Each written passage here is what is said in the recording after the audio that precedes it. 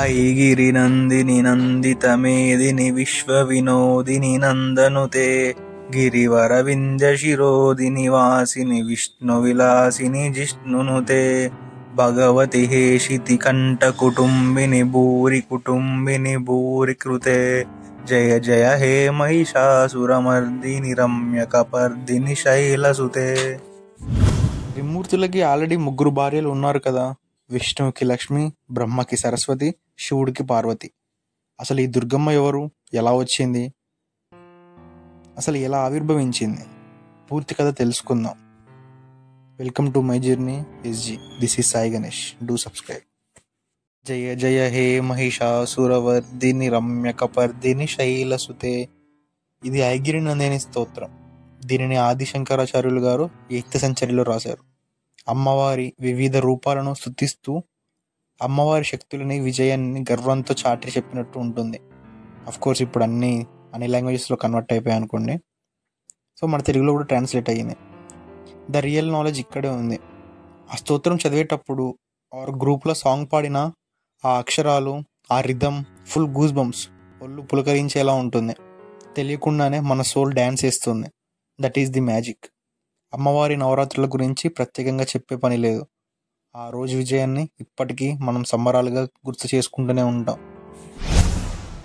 పూర్వం మహిషాసురుడు అనే రాక్షసుడు ఉండేవాడు. అతను ఎంత క్రూరుడు అయినా సరే ఒక గొప్ప తపస్య చేశాడు. దాంతో బ్రహ్మదేవుడు ప్రత్యక్షమై ఏదైనా వరం కావాలో కోరుకో అన్నాడు.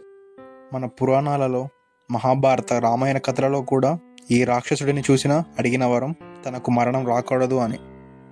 ఈ దేవుడు కానీ మానవుడు కానీ నన్ను చంపకూడదు, ఓడించకూడదు అని వరం కోరాడు ఈ రాక్షసుడు. నన్ను ఎవరు ఏమీ చేయలేరు, నేను అమరుడని అని ముల్లోకాలను నాశనం చేస్తూ ఉన్నాడు అహంకారంతో. స్వర్గం, భూమి మీద వాడి అకృత్యాలు, అరాచకాలు పెరుగుతూనే వస్తున్నాయి. సాక్షాత్తు బ్రహ్మ, విష్ణు, మహేశ్వరులు కూడా అతనిని ఓడించలేకపోయారు. అన్ని లోకాలు వాడి అరాచకాలకు వణికిపోతున్నాయి.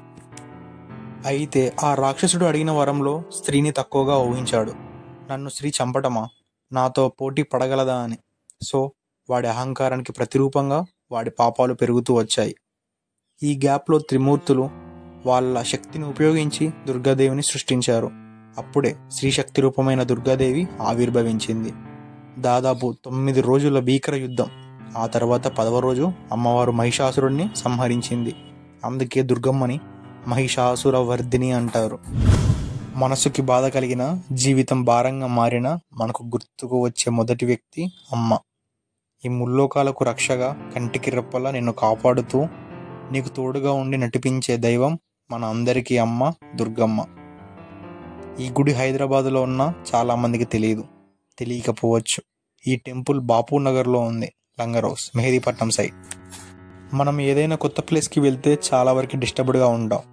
బట్ ఏదైనా టెంపుల్స్కి, తీర్థయాత్రలకు వెళ్తే అక్కడ నిద్ర చేసినా చాలా పీస్ఫుల్గా పడుకుంటాం. మన ఇంట్లో కంటే అక్కడే బాగుంటాం.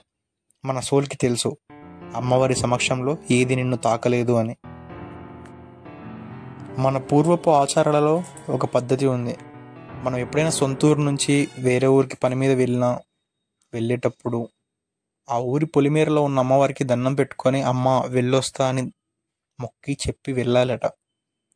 అలా వెళ్తే మనం వెళ్ళిన పని సఫలమవుతుందని, క్షేమంగా వెళ్ళి లాభంగా వస్తామని నమ్మకం. మన పూర్వీకులు చాలా వరకు ఇది పాటించేవాళ్ళు. ఇప్పుడు చాలా వరకు మనం అన్ని ఆచారాలను వదిలేసాం. కుదిరినంత వరకు ఆచారాలను తెలుసుకొని పాటిద్దాం. మన హిందూ ధర్మంలో మనం చేసే ప్రతి పనికి చాలా అర్థమే ఉంది. మనం ఆచారాల పేరుతో వాటిని పక్కకు పెట్టేశాం. మనం కాళ్ళకి రాసుకునే పసుపు దగ్గర నుంచి ఇంటి ముందు వేసే ముగ్గు వరకు, అలాగే రుద్రాక్షల గురించి ప్రతిదాన్ని సైంటిఫిక్గా క్వశ్చన్ చేద్దాం. సైంటిఫిక్గా ఆన్సర్స్ అన్నీ దొరుకుతాయి. ప్రతిదానికి ఎంత అర్థం ఉందో, మన సంస్కృతిని, సాంప్రదాయాలను మనం ఎందుకు వదిలేసామో ప్రశ్నించుకొని మళ్ళీ తిరిగి ఆరంభిద్దాం.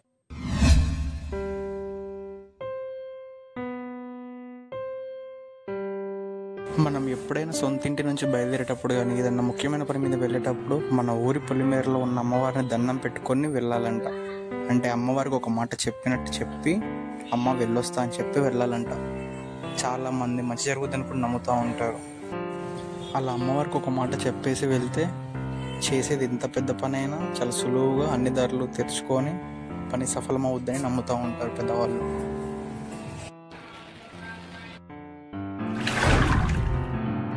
మళ్ళీ కలుసుకుందాం నెక్స్ట్ వీడియోలో. ఇది ప్రారంభం మాత్రమే, ఇంకా చాలా ఉంది. Thanks for watching. Do subscribe my journey SG. తొందరలో నా సబ్స్క్రైబర్స్కి గిఫ్ట్స్ ఇవ్వబోతున్నాను. Surprise only for my subscribers. Don't miss it.